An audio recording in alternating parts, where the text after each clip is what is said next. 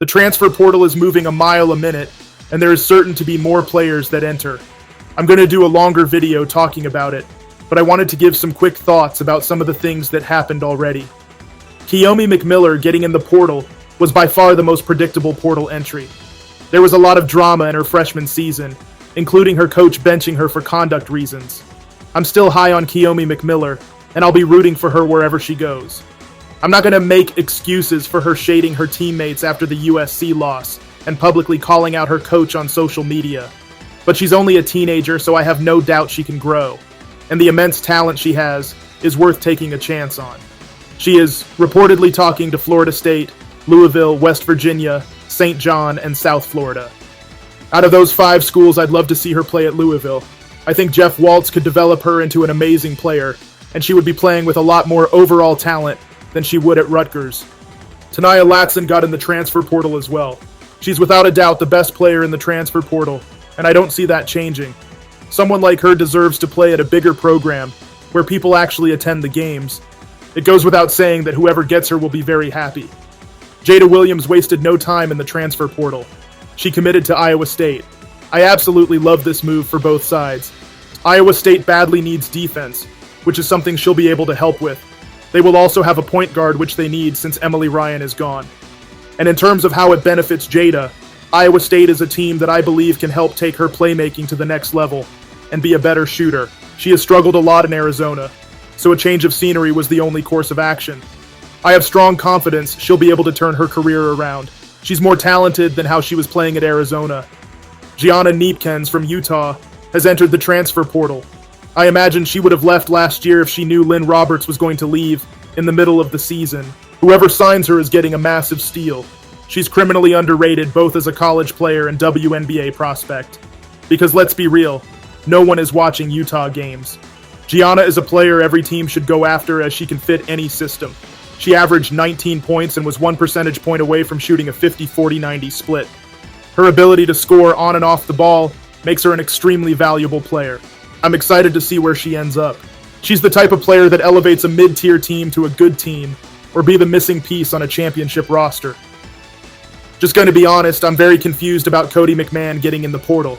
She has the keys to the offense at Ohio State, and is coming up on a draft year. Trying to learn an entire new system that likely won't be built around her puts her draft stock in jeopardy. LSU is being widely speculated because she posted an Instagram reel of them on her story.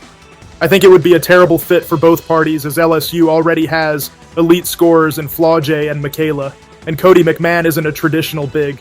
Not to mention they have a loaded freshman class coming in. I just don't see the upside in taking a significantly reduced role on a draft year, but we'll see what team she ultimately decides to go to. The biggest story and surprise is Olivia Miles hitting the transfer portal. Not entering the draft isn't too hard to believe since there will be a new CBA next year, and Olivia will be able to make a lot of NIL next season. But Olivia leaving Notre Dame is a massive shock. She was one of the first people to take a chance on Neil Ivey, and she's been there for 4 years. Olivia is taking a big risk here. Notre Dame is a system she's familiar with, and she has total freedom in the offense. There's a lot of coaches that wouldn't have allowed her to do her flashy passes, or let her shoot a lot of the step-back threes she was taking. She was guaranteed to fall no lower than 3rd in this draft. Next year, the highest she would go is 4, because there's no way a team is passing up on Flau'jae, Betts, or Latson next year. Awa Pham is not a player many people know about, but she could very well be a lottery pick next year. She's one of the best young power forwards in the world, so there's no guarantee Olivia goes over her either. I'm not saying this will 100% happen with Olivia, but we have seen this movie play out before where a player was high on draft boards, then the end of the season rolls around. Their stock declines, but I hope it works out for her. There are 3 other players from Notre Dame that entered the portal: Kate Caval, Emma Rich, and Kylie Watson. Kate and Emma don't surprise me because they didn't get much playing time, and it wouldn't shock me if Kylie follows Olivia, as they appear to be very close friends. USC is also dealing with some portal trouble. Avery Howell and Kaylee Heckel have entered the transfer portal. Even though I wish Avery stayed, I can see why she would want to leave. She would start on almost every team in the country, but even next year with Juju being out, she wouldn't start, because she can't run the point. And Kennedy and Jazzy will be the wings. But Heckel leaving USC confuses me a lot, especially since she was guaranteed to have way more playing time last year. I've heard people blame the coach for not utilizing Heckel more. I couldn't disagree more. I am very high on Kaylee Heckel as a potential player, and still am, but she looked pretty rough in a lot of games this season. If Heckel was performing better, she would have got more minutes.